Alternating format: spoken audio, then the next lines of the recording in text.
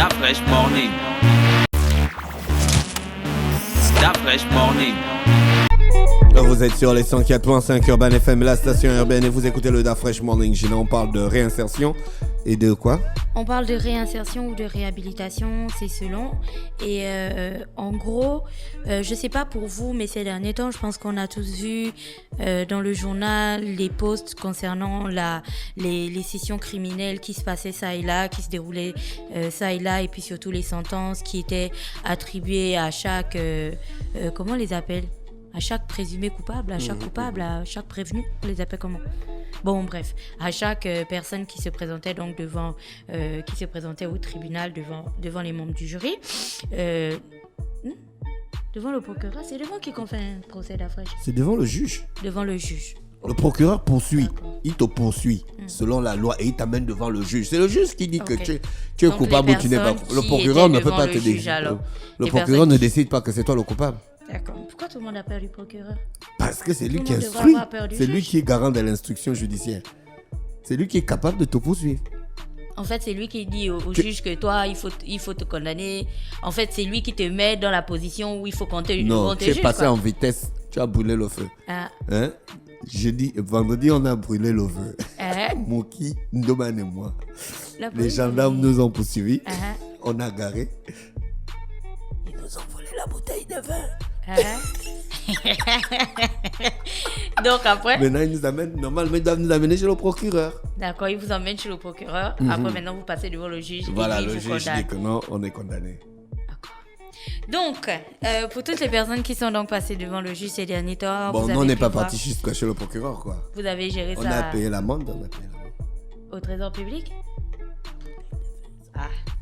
Donc, voilà donc ce que je disais. Pour toutes les personnes qui sont passées devant le juge et qui ont été condamnées, je pense qu'on a tous pu voir dans le journal, mais surtout avec les derniers drames que le pays a connus ces dernières années, notamment ces jeunes qui poignardaient d'autres jeunes et parfois ces violences physiques conduisaient à la mort de certains individus. Et donc, on ne peut pas avoir tout ça sans penser définitivement relativement à la prison. Et quand on pense à la prison, on peut pas s'empêcher, en tout cas je sais pas pour vous, mais moi je ne peux jamais m'empêcher de faire le calcul. Lorsque je vois dans le journal qu'on avait par exemple quelqu'un qui était présenté devant le juge et qui a 30 ans et il a été condamné à 10 ans de prison, je fais rapidement le calcul. Ou quelqu'un a 22 ans et il a été condamné à 15 ans de prison, je fais le calcul. Mais Donc, pourquoi je tu me calcules dis, toujours ça? parce que j'ai envie de savoir à quel âge ils vont sortir, genre... Ça te sert à quoi? Attends que j'y arrive. À quel âge ils vont sortir de prison et tout.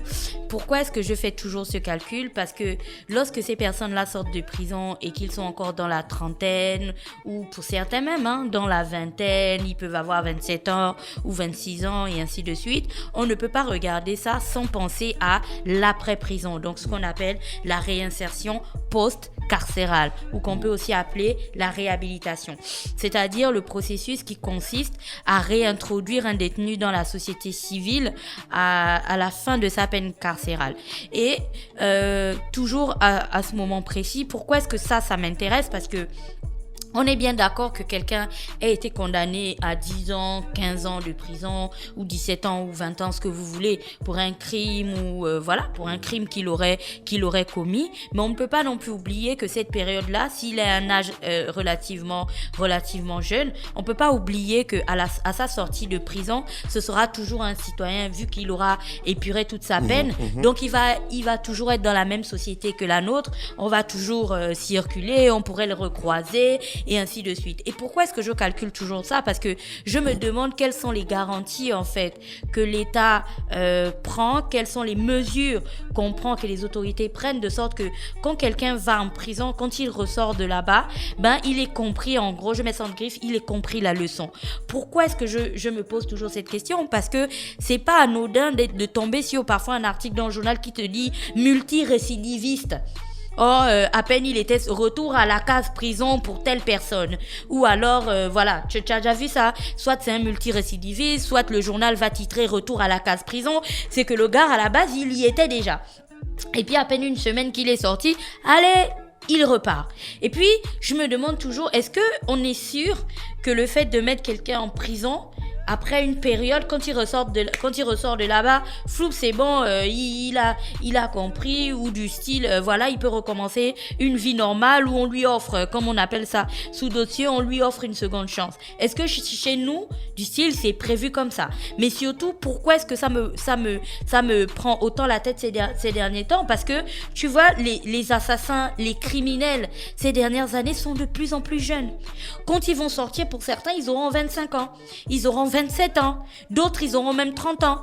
À 30 ans, tu as encore ta life, tu vois, ta life commence, quoi. Tu te lances dans tes trucs, voilà, tu as 30 ans, tu es à la fleur de l'âge, comme on dit. Donc, quelles sont les mesures que l'on prend pour s'assurer qu'une fois ces personnes-là parties en prison, quand elles ressortent, à ce moment précis, elles ont compris la leçon, et surtout, on aide ces personnes-là à être réinsérées dans la société. C'est pour ça qu'on arrive à la réinsertion aujourd'hui. Parce que la réinsertion est à la fois professionnelle, mais aussi psychologique.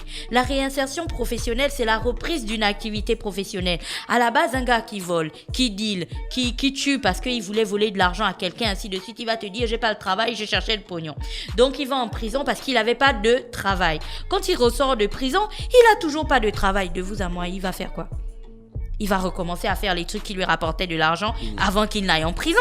Et donc, la réinsertion professionnelle nécessite un travail sur l'ensemble des problèmes du détenu, c'est-à-dire sa situation administrative, parce que pour certains, parfois, ils n'ont pas de papier, ainsi de suite, sa situation familiale aussi, parce qu'il y a des familles qui coupent tous les ponts avec leurs parents qui sont allés en prison, donc ils l'isolent totalement, il n'a plus le droit de parler à qui que ce soit. Il y a les problèmes où la copine ou la femme le quitte carrément, il y a le fait que la famille se trouve très très loin, du coup tout le monde est parti, donc ils savent plus, ils arrivent en gros dans une société où ils ne retrouvent plus leur repère.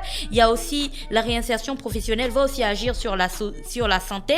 Par exemple, si tu as des détenus, si tu as des anciens détenus qui ont des problèmes d'alcool, qui ont des problèmes de toxicomanie et ainsi de suite, et ça va aussi agir sur l'hébergement. C'est que quand il sort de prison, si par exemple, comme je venais de le dire, la famille l'a totalement renié, plus personne ne veut entendre parler de lui, sa go l'a quitté, ainsi de suite, tout le monde est parti. Quand il sort de prison, où est-ce qu'il va loger? Si ses potes avec lesquels il dealait un peu le chanvre et tout ça, les feuilles, les machins, lui disent que il revient avec nous, viens, on va t'héberger quelque temps. À votre avis, qu'est-ce qu'il va faire? Il va replonger dans le business de ses potes, tu vois. Et la réinsertion professionnelle, ça prépare aussi, surtout, à ne pas repartir en prison. Parce que en suivant des cours, quand les personnes sont en prison, par exemple, si aujourd'hui, par je ne sais pas quelle magie, j'allais en prison, que quelqu'un d'autre allait en prison et il est très jeune, normalement en prison, on devrait faire de la formation professionnelle aux personnes emprisonnées, tu vois, qu'ils apprennent de la menuiserie, qui de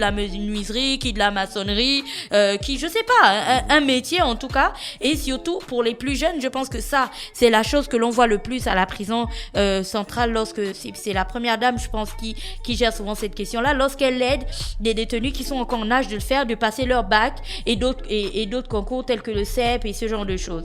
Ou alors en travaillant dans les ateliers tels que le nettoyage des locaux, enfin en apprenant en gros un métier. Ça, c'est la réinsertion professionnelle. Après, tu as la réinsertion sociale, qui est en fait la reprise des activités quotidiennes et des relations amicales et associatives. Et ça doit être suivi en fait par un psychologue, parce que c'est dit que les 3 piliers de la réinsertion sociale, c'est le logement, l'éducation et l'emploi. Si vous faites sortir quelqu'un de prison et qu'il a nulle part où aller, il ne peut dormir que sous les ponts. Si vous faites sortir quelqu'un de prison et qu'il a aucune éducation du tout, il a passé aucun examen, il s'est pas amélioré d'une quelconque manière que ce soit. Si vous faites sortir quelqu'un de prison et qu'il a aucune chance de retrouver un emploi digne et réglo et ainsi de suite, la réinsertion sociale sera incomplète, parce qu'il va forcément replonger dans les choses qu'il faisait d'habitude, parce que c'est les trucs qu'il connaît le plus. Et donc, aujourd'hui, quand je parlais de cette question de réinsertion, si j'ai voulu parler de cette question de réinsertion sociale, c'est pour qu'on essaie de voir en fait le potentiel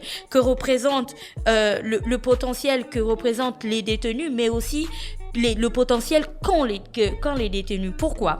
Parce qu'aujourd'hui, on essaie de bâtir une société en se penchant véritablement sur la notion de diversification de l'économie. Je sais qu'on encourage beaucoup l'agriculture, on encourage beaucoup les métiers liés au bois et ainsi de suite. Et ce serait peut-être difficile à contrôler de cette manière. Mais il y a des pays qui ont réussi à faire ce genre de choses où tu as des détenus qui sortent en fait durant la journée, qui vont travailler et qui reviennent ensuite en prison. On ne les fait pas travailler, style c'est des esclaves et tout ça et on ne les paie pas. Non, les détenus sont payés peut-être à un niveau relativement différent de celui d'un employé avec lequel on paierait la sécurité sociale et ce genre de choses, mais les détenus sont payés et l'argent qui est issu du travail qu'ils font en extérieur est mis de côté en fait pour quand ils ressortiront. Donc quand ils ressortent non seulement avec une formation parce que du coup ils auront appris à travailler dans les champs, à élever des poulets et je sais pas, ce genre de choses là,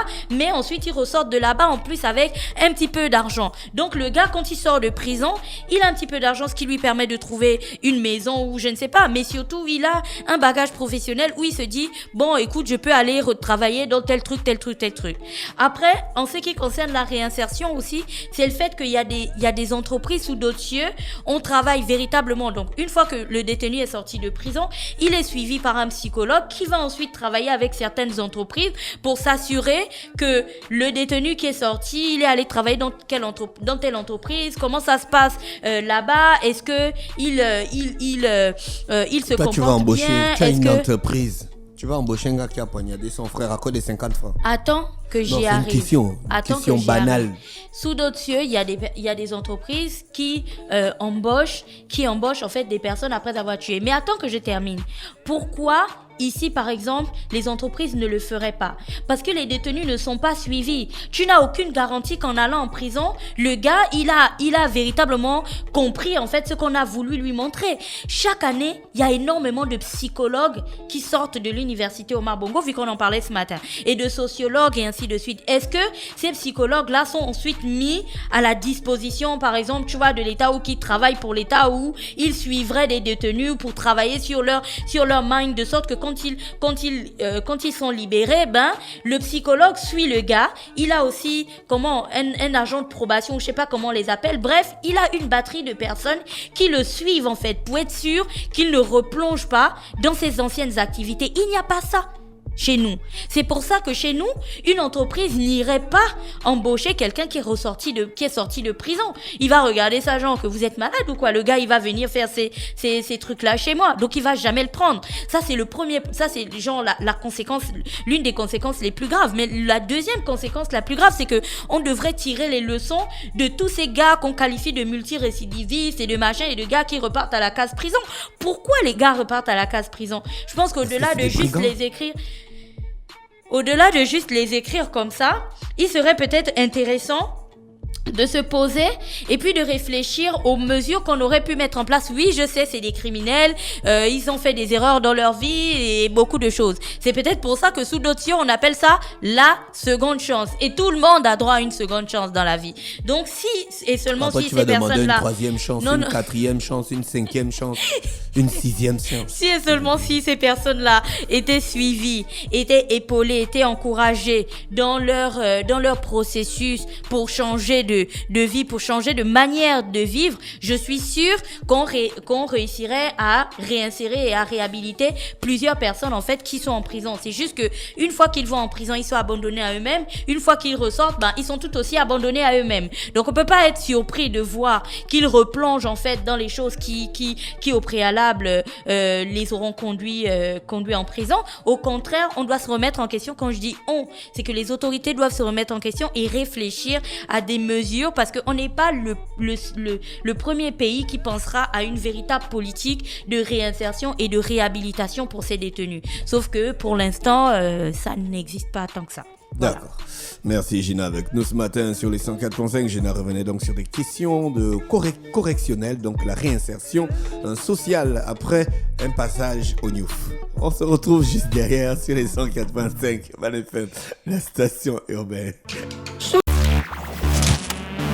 That fresh morning.